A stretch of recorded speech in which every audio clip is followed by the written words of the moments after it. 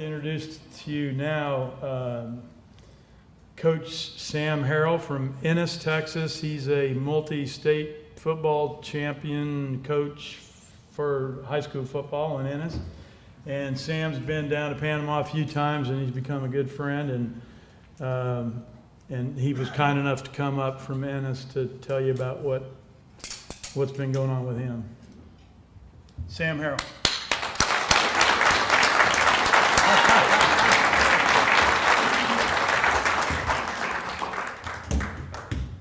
Thanks, Neil. I like to bring this, I really do, because it just reminds me that I used to have this to get out of the house. And now this has to have me to get out of the house. It would carry me, and now I carry it, and I just carry it around. It just reminds me of where I was. And that wasn't a very fun life. But I'm just so thankful. And I can't pronounce any of those cells I got. I can't tell you why they do it. Dr. Nocera and Dr. Reardon can, and I like them giving that because it just reminds us it's not voodoo or magic or something. No, it's something science. But I don't know one name of one cell went in me. I don't. I can't pronounce them. I don't know them. I do know how many. That was always interesting. It was like 90 million, so that sounded good. Man, I got 90 million. But, the only thing I can, the thing I do know, and it reminds me of in the Bible, in John, when Jesus healed the blind man, the blind, and he put mud on his eyes and he could see again, and the Pharisees wanted to ask the blind man, how'd he do this? What'd he do? That can't be right, And the blind man just said, I don't know. All I know is I once was blind and now I see. And that's exactly how I feel. I don't understand it. I don't know what the cell names are. I don't know how they work. I just know at one time I had to be on that. At one time I was sitting at the house retired, couldn't coach again. And now I can do all that again. Now I just throw on my shorts, throw on my tennis shoes, go to work again. And I don't know why, I don't know how, I know it's the grace of God, and I know it's the stem cells, and God's smiling on me through stem cells. And if it wasn't for those stem cells, I wouldn't be here today. I wouldn't have a story, I wouldn't have a journey, I'd still be sitting at home. And that's my story. And I want to be real short, because I want to be real respectful of your time, and I don't want to take long, but I'd been coaching in 2005. I got diagnosed with MS, and by 2010, I couldn't coach anymore. I couldn't walk. I could walk barely, but I was coaching out of a golf cart and had to get out and hold on the golf cart like this, and so I had retired. I went from 2005, finding out I had it 2010. I was retired, sitting at home, just watching the clock every day. I told my wife I'm not going to turn on the TV. I'm going to get up and I'm going to read my Bible. I'm going to get on the internet, my laptop, and answer emails, stuff like that, thinking, well, that'll occupy, And then every day, I'd get through doing that, and I'd look up, and it'd be about 10:30. And I'd think, well, in another hour and a half, I can make myself a sandwich. Literally, I thought that. I said, that's going to take about 30 minutes.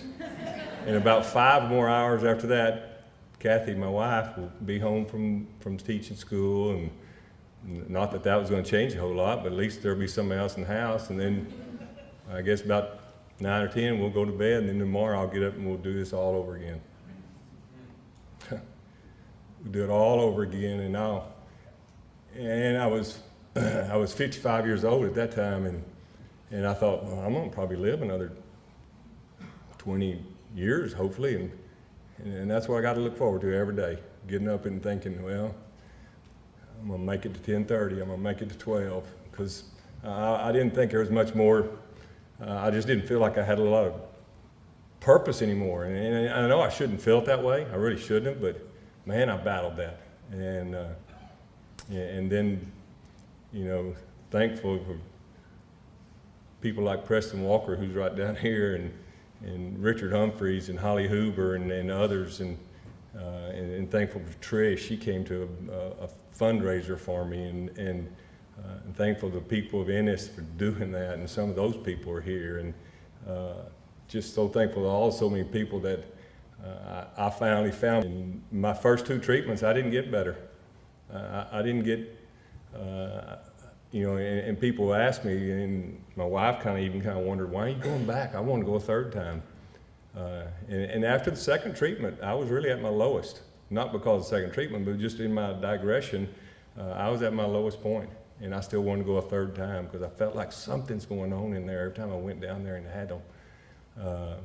And I don't know why the 3rd one was the game changer, but man, it was. It was just amazing. And it wasn't just overnight, but just slowly things just kept getting better and better and better. And before long, I was lifting my left leg again. I couldn't lift my left leg. I couldn't walk. I could walk without that thing. I could get on my back and ride my bike again. And that just kept getting better and better. And before long, I look up and I'm coaching again. And I'm thinking, golly, I'm the luckiest guy in the world. Luckiest guy in the world. So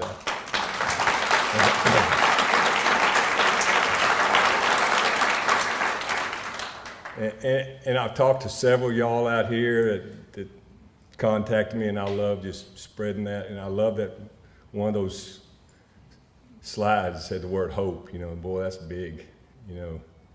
Because I remember my hope meter got real low, and I know what you're going through. But it just hurts me that some will contact me and go and I just wish, and I know Neil does too, I wish everybody that went would have the same experience. But, there's no guarantee, but man, I just tell you, it's worth the risk, or it's not a risk of, it's going to do something bad. No, it's worth the risk of, I guess, losing some money, and what's money, if you're sitting at home looking at the clock every day, so I just say thank you, and I just appreciate what they're doing, and don't listen to and our U.S. doctors aren't bad but they're just uneducated, and they want to say things about stem cells that aren't true, because they're not educated enough, and so just keep educating yourself,